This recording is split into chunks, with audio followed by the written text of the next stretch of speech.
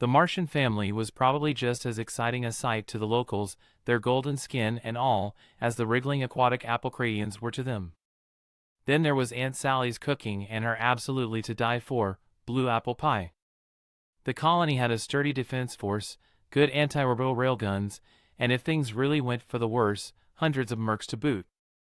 Among said soldiers of fortune, Gene favored the White Mountain PMC, not only because his dad worked with them, but for their exceptional charity work. All of these factors made Applecrate a prime spot for Terran and other tourists, granted they did not bother the locals too much.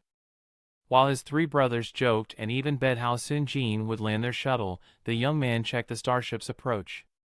Since most Terran children learned how to pilot simple shuttles in their early years, he had no issues correcting the course with minute fuel expenditure.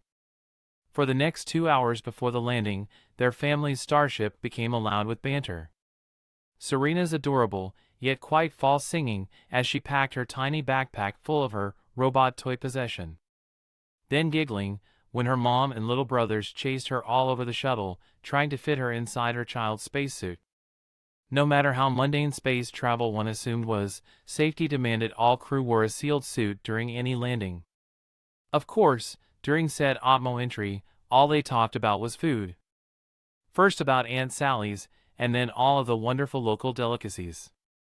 A family tradition this was, and, especially wholesome traditions like this one, they existed to be followed.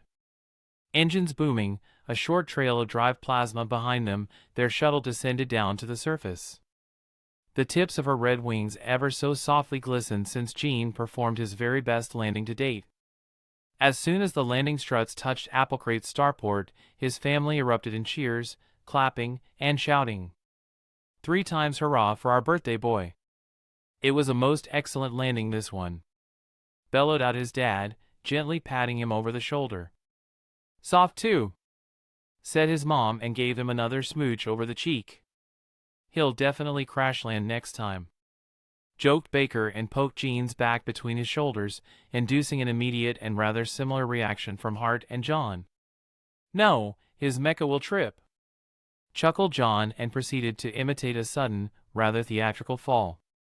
Gene here will drop a container on his PA's foot and then limp around the starport, shouted Hart and followed his brother's example. For the next star minute, their shuttle's cockpit, instrumentation, and even spacesuits were absolutely reverberating with loud cheer.